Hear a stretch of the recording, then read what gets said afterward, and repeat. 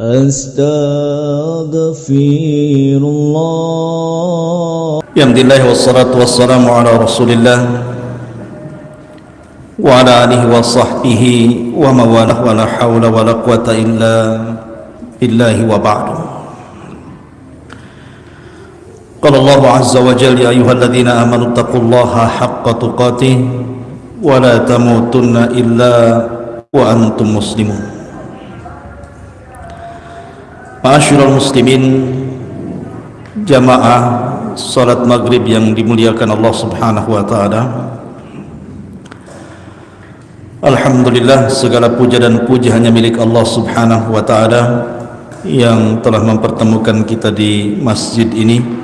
Salawat dan salam kita aturkan kepada Nabi kita, Nabi besar Muhammad sallallahu alaihi wasallam.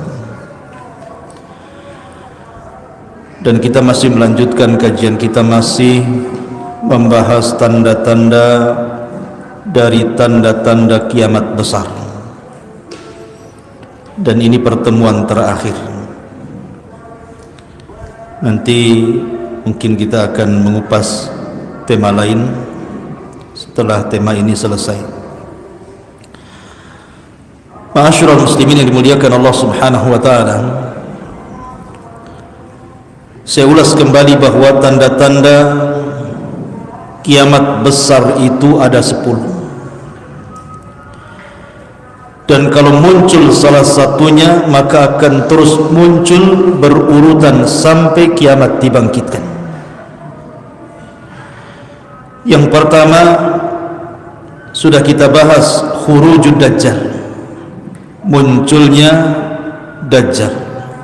Dan dajjallah fitnah yang paling besar sejak Allah ciptakan Adam sampai kiamat dibangkitkan. Kemudian yang kedua, turunnya Isa bin Maryam.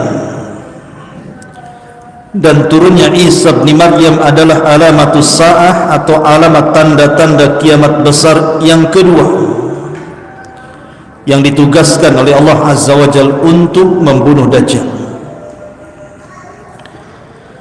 Kemudian yang ketiga,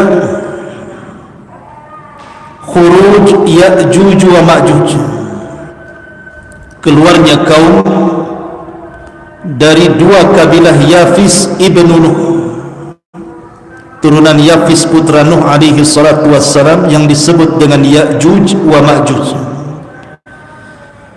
Dua kabilah besar yang jumlahnya tidak ada yang tahu kecuali Allah. Maka ini 3 tanda dari tanda-tanda kiamat besar. Kemudian tanda yang keempat, muncul gempa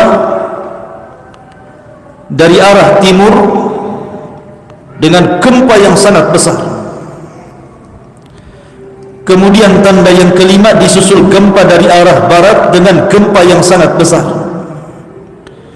Kemudian yang keenam, gempa di Jazirah Arab, yang disabdakan Nabi sallallahu alaihi wasallam, khasfun bil masyriq wa khasfun bil maghrib wa khasfun di Jaziratil Arab. Akan terjadi gempa hebat dari arah timur yang menenggelamkan bukan satu desa, satu negara. Kemudian disusul dengan gempa dari arah barat juga sama. Dan yang terakhir, gempa di Jazirah Arab. Satu kota bisa hancur. Itu sudah berapa? Sudah 6 tanda-tanda kiamat besar. Kemudian setelah terjadi gempa dari arah timur, barat dan juga Jazirah Arab, yang ketujuh, muncul dukhan, asap yang sangat hitam yang menutupi langit.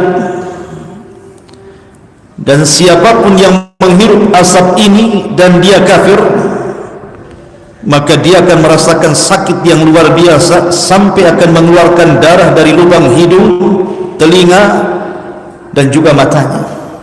Bahkan sebagian mereka mati.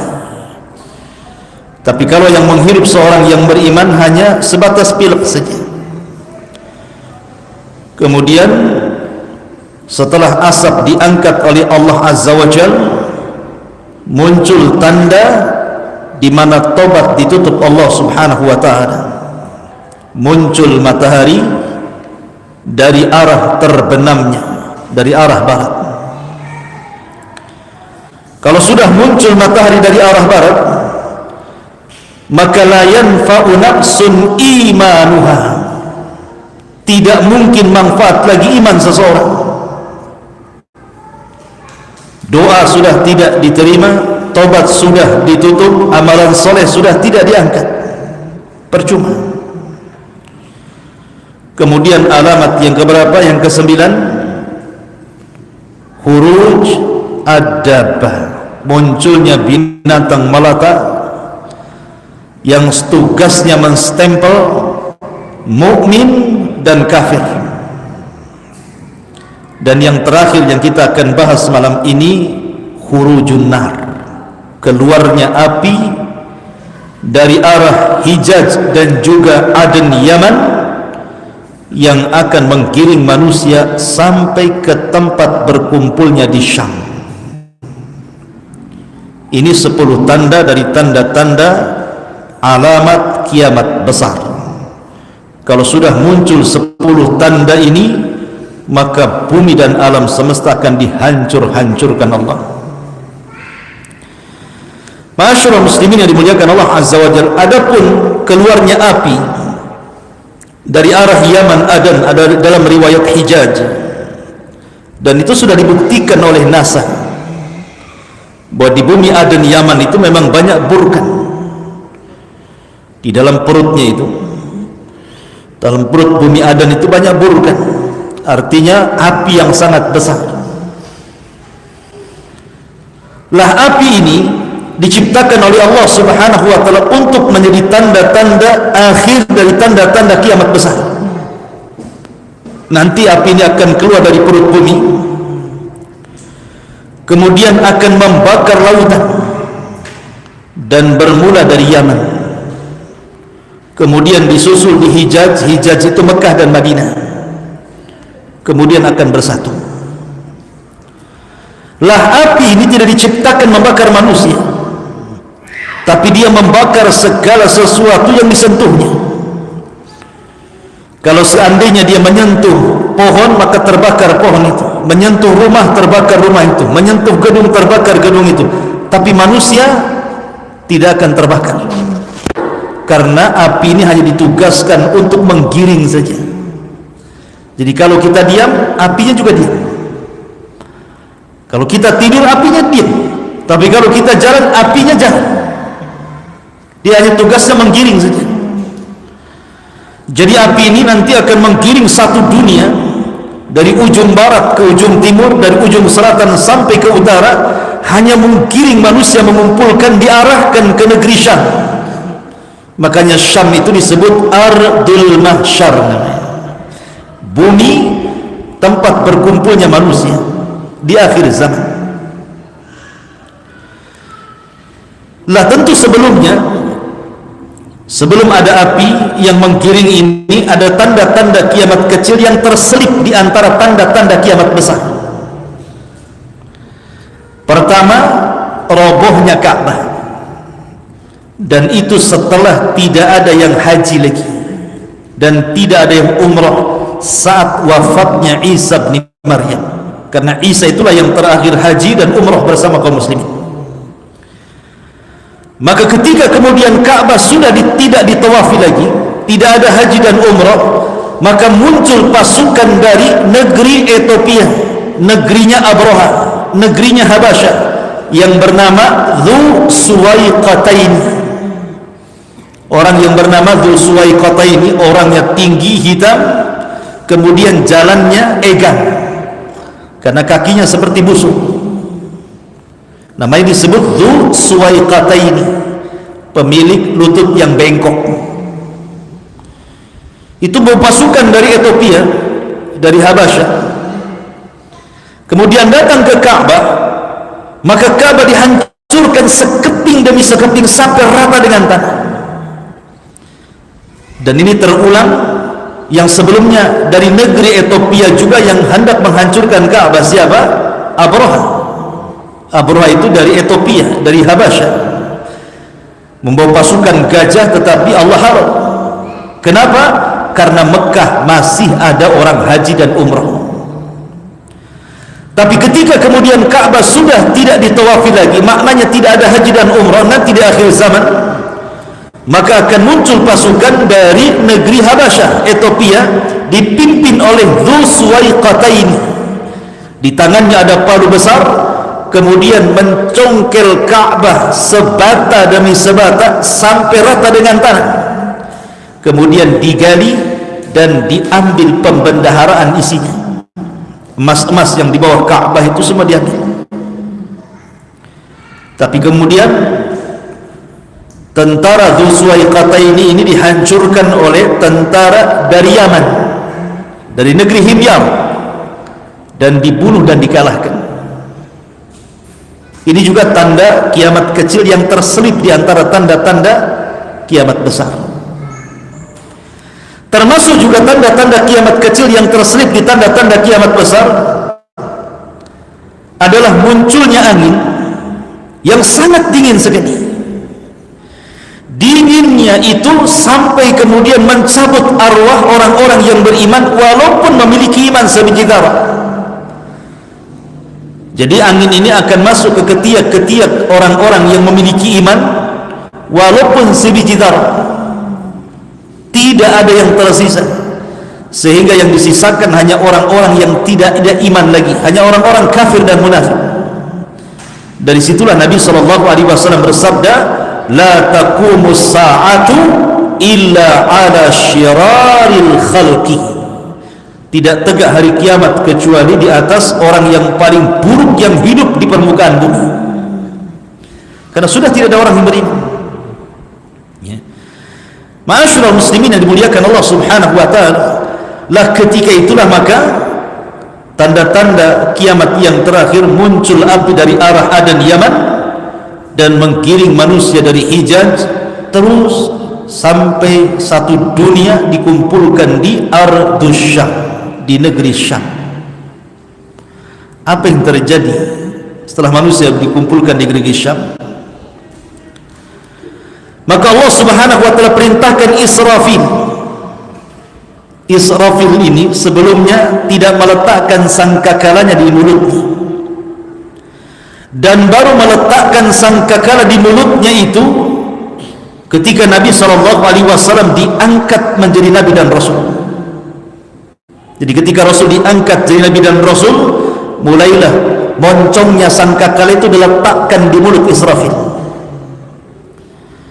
Makanya Nabi SAW suatu ketika pernah tidak bisa tidur, tidak enak minum, tidak enak makan, gundah gulana, termenung, sehingga sahabat bertanya, ma sya'nuka ya Rasulullah, ada apa dengan kau hai Rasul? Maka Nabi SAW mengatakan, fa kaifa una, bagaimana aku bisa merasakan nikmat, kata Rasul. Fa kaifa una wa sahibul qarni qad iltaqamal qarna, sementara pemilik tiupan sangkakala itu sudah mulai meletakkan moncongnya di ujung mulutnya. Bagaimana aku akan nikmat tidur, nikmat makan, nikmat minum, sementara sahibul qarni qad iltaqamal qarna. Rasul mengistilahkan sangkakala dengan kalimat al-qarnu. Qarnu itu artinya tanduk binatang, bahasa Arabnya. Tanduk itu kan mulai membesar kemudian mengerucut kecil kan, besar kemudian mengerucut mengecil. Begitulah bentuk sangkakala seperti tanduk, karena bahasa Arabnya disebut al-qarn. Jadi Nabi SAW menghabarkan bahwa sejak diutusnya beliau itu sudah tanda dari tanda-tanda kiamat. Karena setelah Nabi SAW tidak ada Nabi lagi masalahnya, artinya sudah tunggu kiamat saja.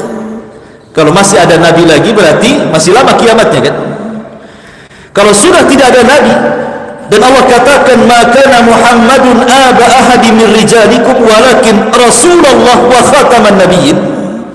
Sementara dia adalah Rasulullah dan penutup para nabi, berarti menunjukkan bahwa kata Nabi, ana was-sa'ah kahataini. Kata Rasul, saya dan jarak hari kiamat itu seperti ini.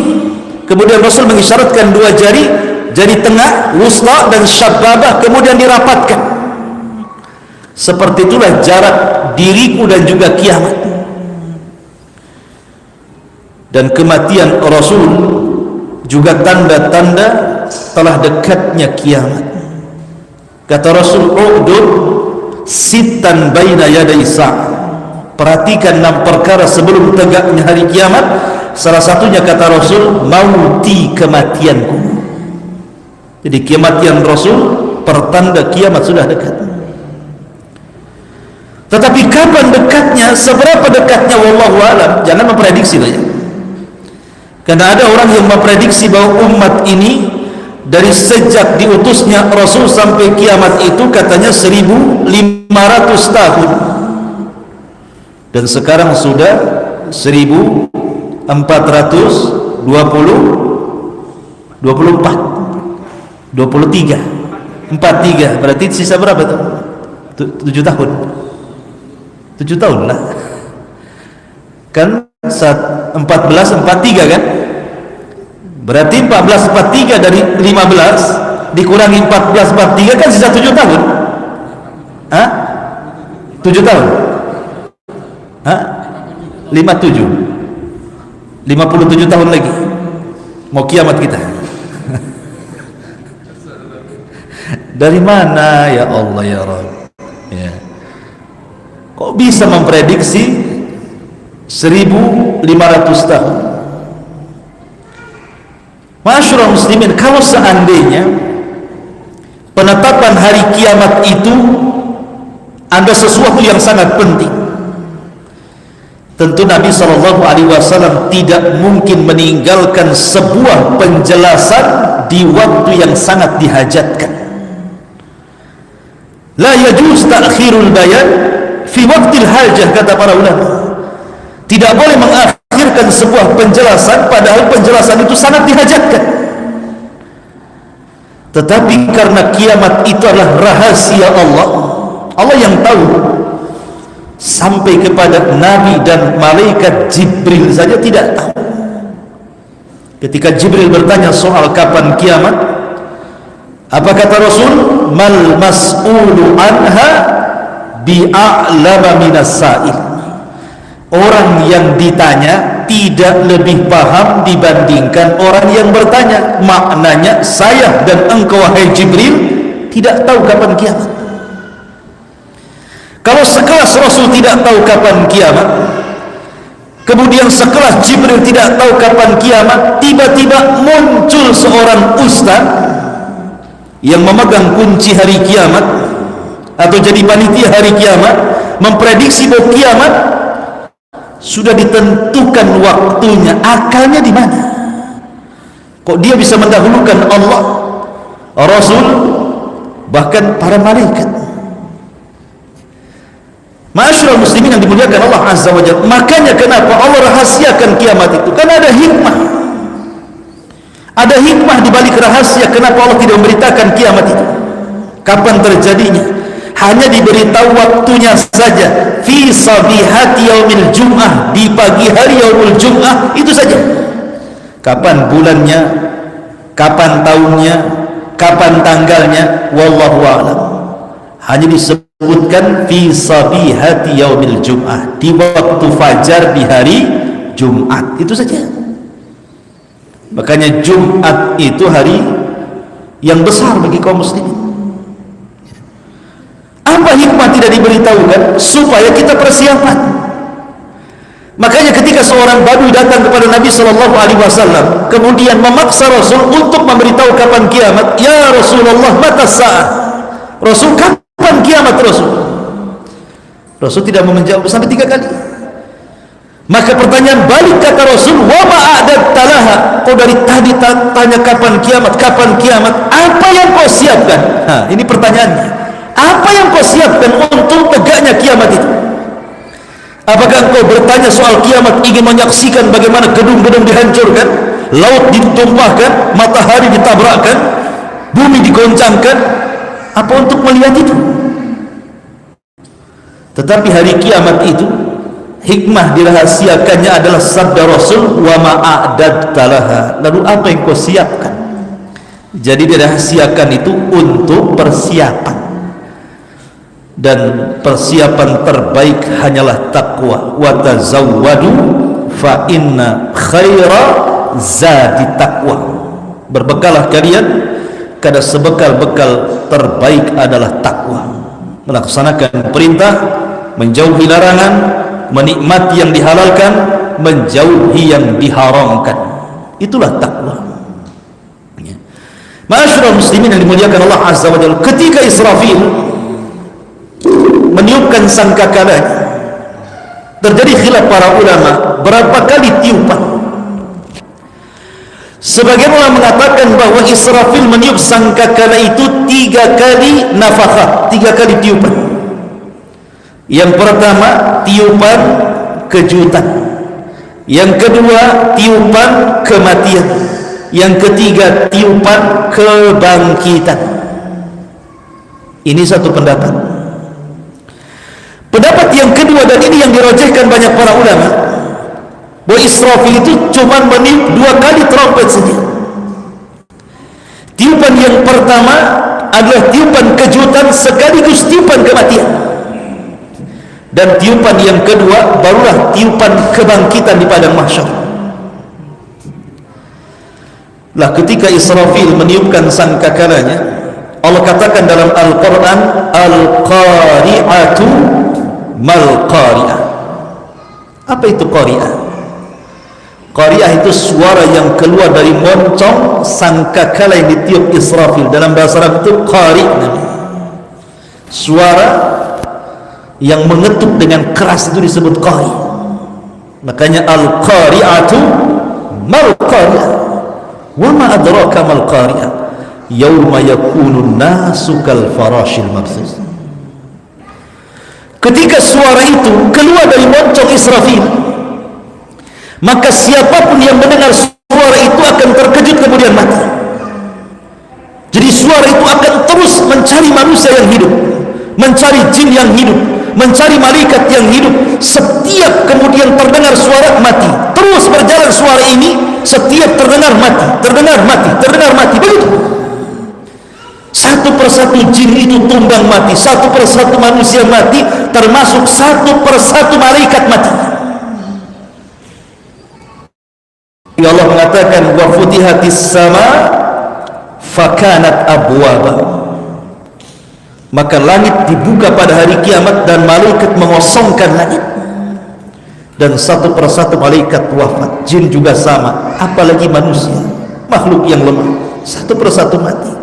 Dan yang pertama mendengar suara trompet itu rajulun, seorang laki-laki yang sedang memperbaiki kolam untuk minum unta, ya.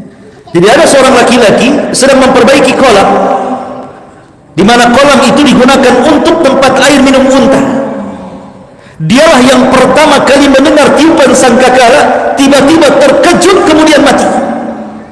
Kemudian mulai ke jalan-jalan mati, masuk ke pasar-pasar, masuk ke rumah-rumah, masuk ke lubang-lubang, sehingga satu persatu manusia mati. Ya. Ketika tidak ada makhluk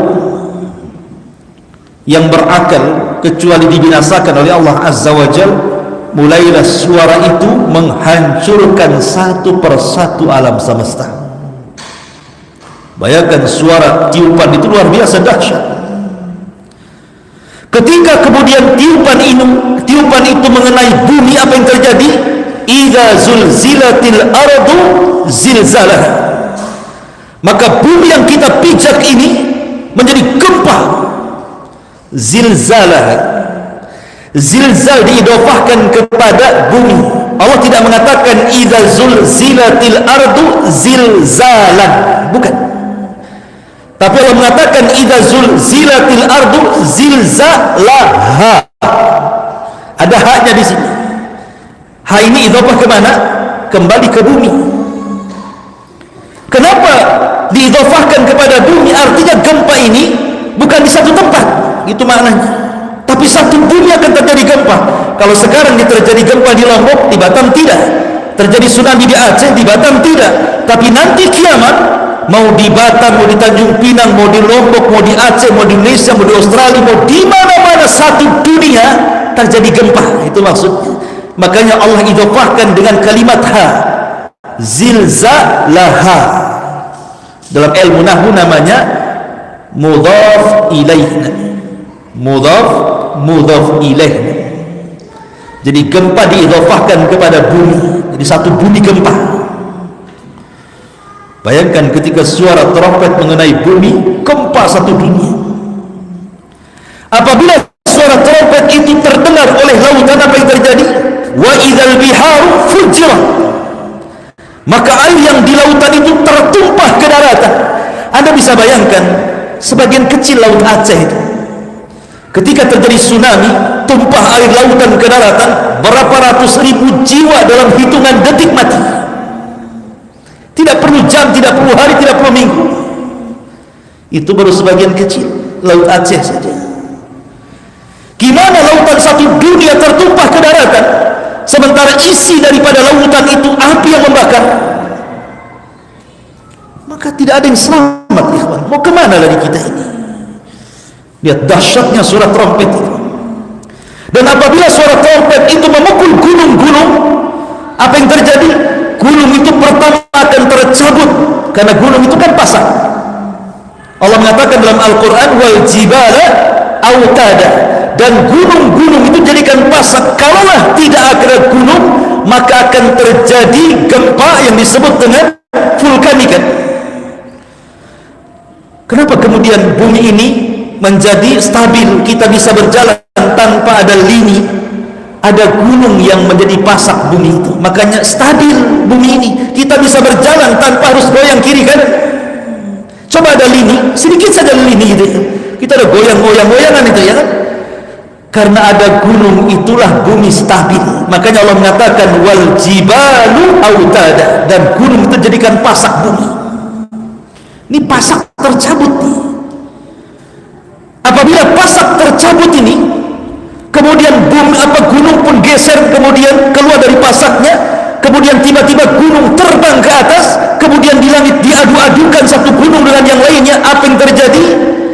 Al-qari'atu mal-qari'ah wa ma adraka mal-qari'ah yawma yakunu nasu kal farashil mabthuf wa takunul jibalu kal ihnil manfush. Bayangkan Allah mengatakan gunung itu seperti kapas. Antum ambil kapas, taruh di kipas gitu kan, hambur-hambur kemana-mana ya. Jadi awalnya tercabut, kemudian tergeser, kemudian terangkat, kemudian diadukan, kemudian jadi pasir, balik lagi ke bumi. Suara trompet bisa menjadikan gunung seperti itu. Apabila suara trompet ini mengenai bintang-bintang yang ada di langit, apa yang terjadi? Wa idzal kawakibun tasarat. Dan apabila bintang satu dengan yang lain itu ditabrak-tabrakan, satu planet dengan planet yang lain ditabrak-tabrakan, apa yang terjadi? Api di langit, api di bumi, api di lautan. Kira-kira siapa yang selamat? Nanti hari kiamat semua api. Jadi api di langit, api di bumi, api di lautan, api semuanya. Siapa yang bisa selamat dari kiamat? Ma'asyiral muslimin yang dimuliakan Allah Azza wa Jalla, dari sekian planet itu yang diselamatkan cuma dua, matahari dan bulan. Tidak dihancurkan.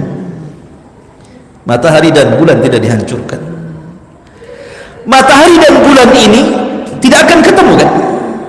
Nggak akan ketemu matahari dan bulan itu, karena ketika matahari terbenam, bulan muncul. Kapan ketemunya? Ketemunya nanti pada hari kiamat. Matahari dan bulan itu akan dijadikan satu, ya, akan menyatu. Itu matahari dan bulan itu akan menyatu dan akan diletakkan nanti pada hari kebangkitan 1 mil di atas kepala. Dan itu disyaratkan dalam Al-Quran, wa jumi'asy syamsu wal qamar. ketika matahari digabungkan oleh Allah Azza wa Jalla dan diletakkan di atas kepala satu mil. Anda bisa bayangkan, Allah Subhanahu wa Ta'ala sudah berikan nikmat meletakkan matahari itu di porosnya. Artinya suhunya sudah diatur. Kalau seandainya ini matahari di poros nih, kemudian matahari dikeluarkan dari porosnya, didekatkan ke bumi, terbakar bumi. Kalau matahari dicabut dari porosnya, dijauhkan dari bumi, beku bumi. Tetapi Allah paskan itu, sehingga tidak menjauh dari bumi dan tidak beku, dan tidak mendekati bumi sehingga terbakar. Bayangkan Allah Subhanahu wa Ta'ala memberikan nikmat luar biasa matahari itu. Dan nanti pada hari kiamat matahari itu akan digabungkan dengan bulan, kemudian diletakkan di atas kepala. Gimana rasanya? Dia rasakan saja nanti. Ma'asyiral muslimin yang dimuliakan Allah Azza wa Jalla. Kemudian apa lagi yang terjadi? Apabila tiupan sangkakala terkena makhluk-makhluk yang ada di langit, para malaikat satu persatu berjatuhan, tumbang, meninggal. Ketika itulah Allah Subhanahu wa Ta'ala genggam bumi dan Allah melipat langit seperti melipat kertas. Langit itu kayak kertas diguling-guling gitu ya. Bayangkan kalau sudah langit digulung oleh Allah dan bumi dalam genggamannya, kemudian dihancur-hancurkan selama 40. Rasul tidak menyebutkan 40 hari, Rasul tidak menyebutkan 40 bulan, Rasul tidak menyebutkan 40 tahun. Kata Abu Hurairah radhiyallahu an, ketika Allah menghancur-hancurkan dari tiupan sangkakala pertama, kemudian sampai tiupan sangkakala kedua, itu jaraknya 40. Abu Hurairah ditanya, apakah 40 hari wahai Abu Hurairah? Kata Abu Hurairah, fa'abaitu, aku pun enggan menjawabnya. Apakah 40 bulan ya Abu Hurairah? Kata Abu Hurairah, fa'abaitu, aku pun enggan menjawabnya. Apakah 40 tahun? Fa'abaitu, aku pun enggan menjawabnya. Yang jelas jarak tiupan antara dua sangkakala itu saat Allah hancur-hancurkan bumi dan langit dan alam semesta itu 40. Tetapi kalau disebut angka biasanya terlama. Berapa? 40 tahun. Ya bisa 40 bulan, bisa 40 hari. Tapi biasanya kalau disebutkan angka diambil terlama. Berarti jaraknya 40 tahun. Dan kalau seandainya sudah hancur semuanya, tidak ada manusia, tidak ada jin, tidak ada malaikat, bintang sudah tidak ada lagi, bumi sudah hancur, lautan sudah kering, apa yang terjadi? Maka Allah Subhanahu wa Ta'ala akan datang, kemudian akan memanggil-manggil makhluknya dan mengatakan, limanil mulkul yaum, limanil mulkul yaum. Sekarang kalian tahu milik siapa kekuasaan ini? Ainal mutakabbirun, ainal jabbarun, di mana orang-orang yang congkak dan sombong itu? Limanil mulkul yaum, milik siapa kekuasaan ini? Tidak ada yang jawab, semua mati. Maka Allah jawab sendiri, lillahil wahidil qahhar. Ketahuilah bahwa kekuasaan itu hanya milik Zat yang satu, yang maha perkasa, Allah Subhanahu wa Ta'ala. Ma'asyiral muslimin yang dimuliakan Allah Azza wa Jalla, karena ketika makhluk itu semua diwafatkan, malaikat, jin dan manusia, yang tersisa hanya 4 malaikat. Malaikat Jibril, Mikail, Israfil dan Malakul Maut. Allah memanggil Malakul Maut. Siapa lagi yang tersisa yang belum kau cabut nyawanya? Maka Malakul Maut mengatakan, semua sudah wahai Rabb. Malaikat semua sudah wafat, jin semua sudah wafat, manusia sudah wafat, kecuali Jibril, Mikail dan Israfil. Maka Allah katakan kepada Malakul Maut, cabutlah nyawa mereka bertiga. Maka mulailah kemudian satu persatu Jibril dicabut nyawanya, Mikail dicabut nyawanya, Israfil yang meniup pun dicabut nyawanya. Kemudian Allah panggil lagi Malakul Maut, ada yang tersisa? Kata Malakul Maut, tidak ada ya Rabb, kecuali hambamu yang fakir ini ya Rabb. Maka Allah mengatakan, kalau gitu matilah kamu. Maka kematian pun mati. Malaikat yang suka mencabut nyawa, dicabut nyawanya oleh Allah. Tidak ada lagi makhluk yang hidup di permukaan bumi. Disitulah Allah Subhanahu wa Ta'ala firmankan, yauma tubaddalul ardu ghairal ardi, pada hari di mana Allah ganti bumi yang kita pijak dengan bumi yang baru. Apakah maknanya bumi yang kita pijak ini hilang, kemudian Allah ciptakan lagi bumi yang baru? Bukan itu.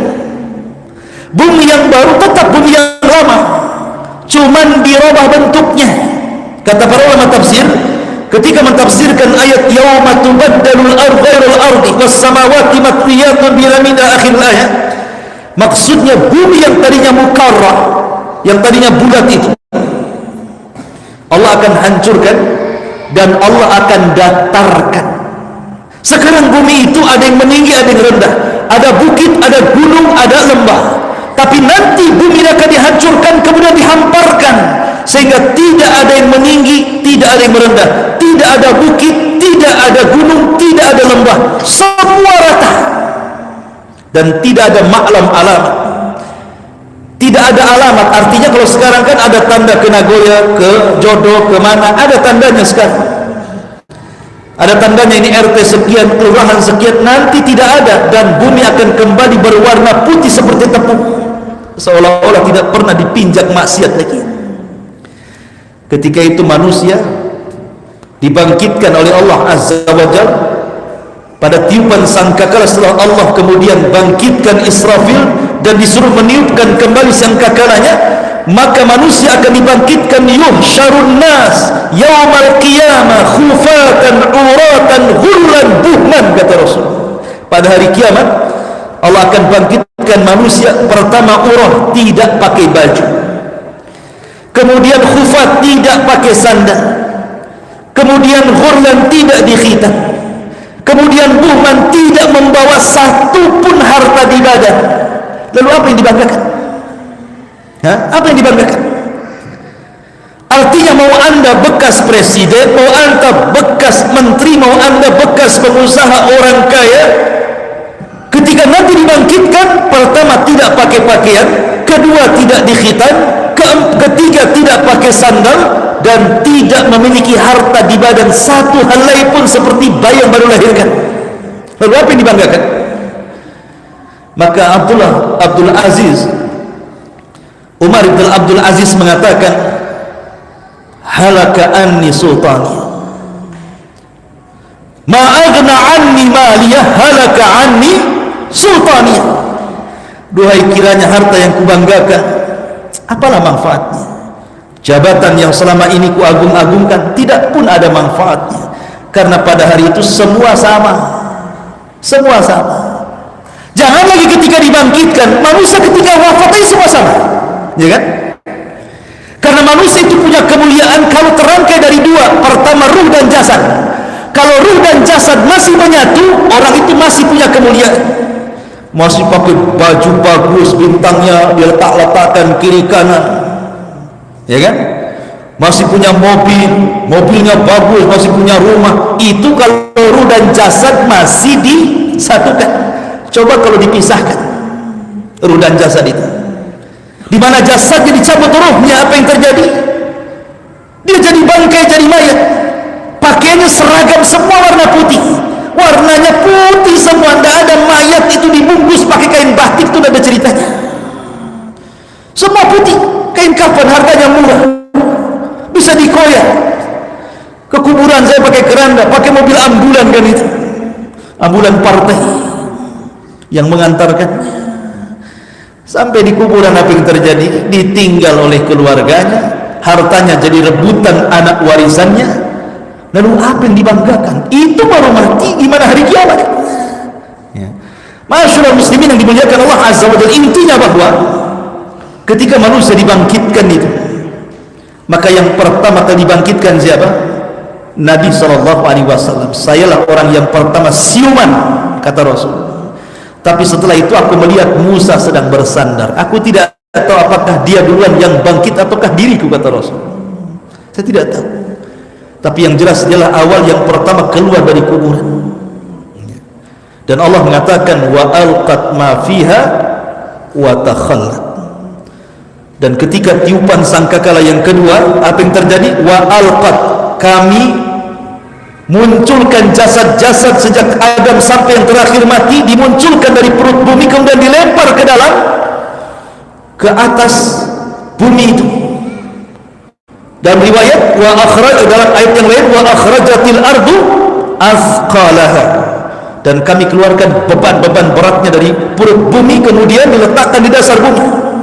Maksudnya bangkai-bangkai manusia itu mulai bergelimang di padang mahsyar, belum ada roh, dan mereka dibangkitkan dari tulang ekornya. Setiap manusia yang meninggal akan disisakan tulang ekor. Tulang ekor itu kecil tapi tidak dihancurkan. Dari situ manusia dibangkitkan. Lah ketika semua jasad manusia sudah berada di permukaan di padang mahsyar, apa yang terjadi? Wa idzan nufusu zuwizat. Apabila ruh dilesatkan ke dalam jasadnya. Ruhnya orang-orang kafir melesat dari sijin, dari bawah bumi yang paling dasar.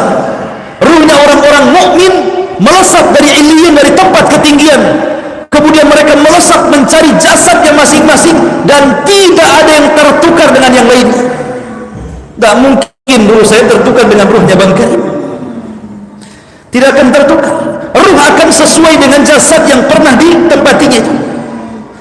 Dan ketika wa idzan nufusu zuwizat, ketika roh dilesat-lesatkan, dimasukkan ke dalam jasad, tiba-tiba kemudian orang-orang pun bangkit. Ketika mereka bangkit, kaget. Ketika kaget itulah apa yang terjadi. Malaha idza zulzilatil ardu zilzalaha wa akhrajatil ardu asqalaha wa qala al insanu malaha. Ada apa ini katanya. Dan dalam surah Yasin, ya wailana man ba'atsana min marqadina, celaka kami, siapa yang membangkitkan dari tidur-tidur kami. Kemudian mereka dijelaskan seperti kal jaradil muntashir. Dalam surah Al-Qari'ah, al-qari'atu mal qari'ah wa ma adraka mal qari'ah, yauma yakunun nasu kal farash, maka manusia seolah-olah farash. Farash itu apa? Laron. Antum tahu laron? Kalau ada listrik, datang laron dari mana-mana, dari sawah, dari kebun itu, lihat cara terbang laron. Tidak ada laron yang beraturan. Laron itu terbang sesukanya, nabrak kawannya jatuh, nabrak kawannya jatuh, sayapnya jatuh, akhirnya besok pagi ada di bawah semua kan? Itulah laron. Nanti pada hari kiamat orang-orang kafir dibangkitkan seperti laron, yang dari utara lari ke selatan, yang dari selatan lari ke utara, yang dari barat lari ke timur, yang dari timur, semua beradu satu dengan yang lainnya, nggak beraturan. Seraya mengatakan ya wailana man ba'atsana min marqadina hadza, siapa yang membangkitkan celaka aku. Tapi orang-orang yang beriman tidak lari. Tiba-tiba ketika dibangkitkan, sebelahnya ada istrinya yang saleh, ada orang tuanya yang saleh dan saleh, anak-anaknya yang saleh dan saleh. Ketika melihat orang kafir yang lari ke sana kemari, mereka mengatakan hadza ma wa'ada ar-rahman wa sadaqal mursalun.